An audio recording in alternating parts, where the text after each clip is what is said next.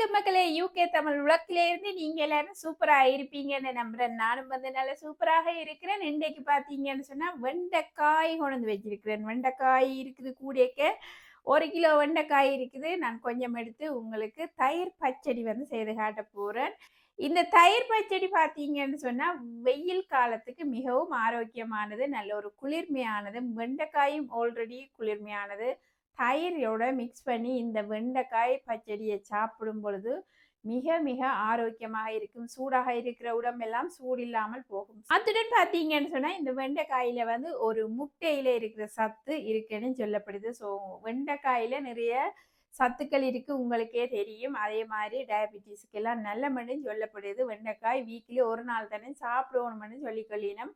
So வெண்டைக்காய் சாப்பிடாதவ கூடி இப்படி நீங்க தயிர் பச்சடி செய்து கொடுக்கும் பொழுது வெண்டைக்காயை சாப்பிட்டு கொள்வினோம். ஸோ எப்படி செய்கிற என்ன மாதிரி செய்கிறேன்னு சொல்லி காணொலிக்கு போய் பார்க்குறதுக்கு முதல் என்னுடைய சேனலை யாராவது புதிதாக பார்க்குற நீங்களாக இருந்தால் பெல்லைக்கோனை ப்ரெஸ் பண்ணி ஒரு சப்ஸ்கிரைப் கொடுத்து ஆதரவு கொடுத்துக்கொள்ளுங்க. அப்போதான் நான் ரெசிபி வர்றதுக்கு உதவியாக இருக்கும்.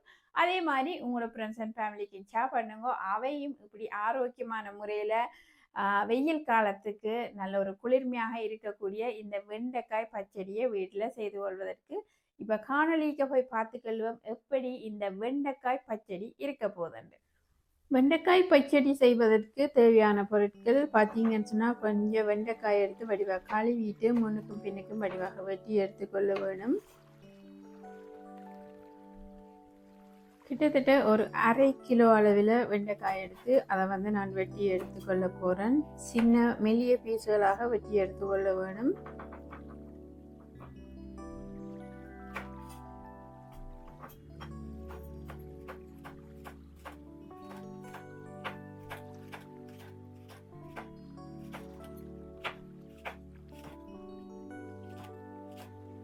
இப்போ பார்த்தீங்கன்னு சொன்னால் சின்ன சின்ன பீஸுகளாக வெட்டி கொண்டிருக்கிறேன்.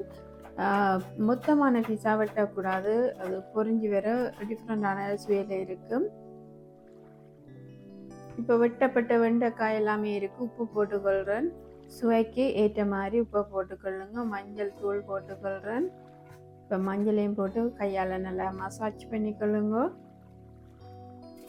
இப்போ எண்ணெய் கொதிச்சு கொண்டிருக்கு. இந்த எண்ணெய்க்கு போட்டு ஃப்ரை பண்ணி எடுத்துக்கொள்ள போகிறேன். கிட்டத்தட்ட 3 நிமிடங்கள் எடுத்துக்கொள்ளும் ஃப்ரை பண்ணி எடுக்கிறதுக்கு.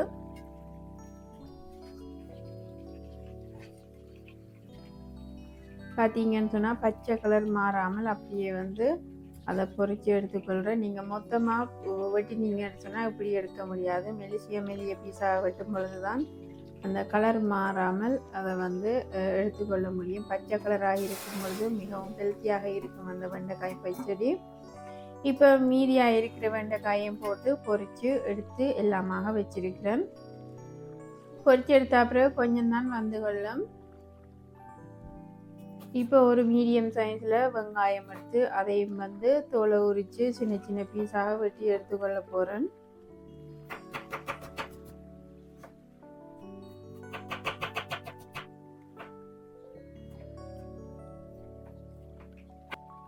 இப்போ வெட்டி எடுக்கப்பட்ட வெங்காயத்தை இந்த மண் சட்டிக்கு போட்டுக்கொள்கிறேன். 3 பச்சை மிளகாய் போட்டுக்கொள்கிறேன். உங்களோட உரைப்புக்கு ஏற்ற மாதிரி நீங்கள் கூட்டி குறைச்சி போட்டுக்கொள்ளலாம். சில பேருக்கு உரைப்பு சில்லுன்னு இருக்கணும், அதனால் கூடவும் போட்டுக்கொள்ளலாம். எனக்கு 3 போதுமானது. ஸோ அதனால் நான் 3ஐயும் போட்டுக்கொள்கிறேன். இப்போ கருவேப்பிலையும் வெட்டிட்டு போடணும். முழுமையாக போட்டிங்கன்னு சொன்னால் கருவேப்பிலை சாப்பிட்டு கொள்ளாயினம். வெட்டிட்டு போட்டால் ஒரு இலை மாதிரி இருக்கும். ஸோ அதையும் சேர்த்து சாப்பிட்டு கொள்வினம். இப்போ மல்லியில் வச்சிருக்கிறேன். ஸோ அதையும் வந்து சின்ன சின்ன பீஸ்களாக வெட்டி எடுத்துக்கொண்டு இந்த பச்சடிக்கு போட்டுக்கொள்ள போகிறேன். இப்போ பொரிச்சு வச்சிருக்கிற வெண்டைக்காயையும் வடிவாக எண்ணெய் வடிஞ்சிட்டு பார்த்தீங்கன்னு சொன்னால் பச்சை கலராக இருக்கின்றது. ஸோ இதையும் போட்டிருக்கிறேன். தேவையான அளவு கொஞ்சம் உப்பு போட்டுக்கொள்ளுங்க, கணக்கு போட தேவையில்லை. அதாவது கடுகு பவுடர் போட்டுக்கொள்கிறேன், நல்ல சுவையாக இருக்கும். மிளகு பவுடரும் போட்டுக்கொள்கிறேன். இப்போ வந்து தயிர் போட்டுக்கொள்கிறேன். கிட்டத்தட்ட ஒரு கப் அளவில் தயிர் போட்டுக்கொள்கிறேன். இப்போ வடிவாக மிக்ஸ் பண்ணிவிட்டு சூப்பரான வெண்டைக்காய் பச்சடி ரெடியாகி விட்டது. நீங்களும் வீட்டில் ட்ரை பண்ணி பார்த்து எனக்கு கமெண்ட் போட்டுக்கொள்ளுங்க மறந்துவாமல். இந்த பச்சடியை வந்து நல்ல வெஜிடபிள் சோறோட சாப்பிட்றதுக்கு நல்ல சுவையாக இருக்கும். நானும் இப்போ உங்களுக்கு சோறோடு சாப்பிட்டு காட்ட போகிறேன். என்ஜாய் பண்ணிக்கொள்ளுங்க. இந்த நாளை நல்ல வெயிலுக்கு சூப்பராக இருக்கக்கூடிய சாப்பாடு, மிக மிக ஆரோக்கியமான முறையில் மிகவும் சுவையாக இருக்கக்கூடிய வெண்டைக்காய் பச்சடி செய்து காட்டி இருக்கிறேன். சும்மா சாப்பிட சாப்பிட சாப்பிடணும் போல இருக்குது. அப்படி மிக சுவையாக இருக்குது.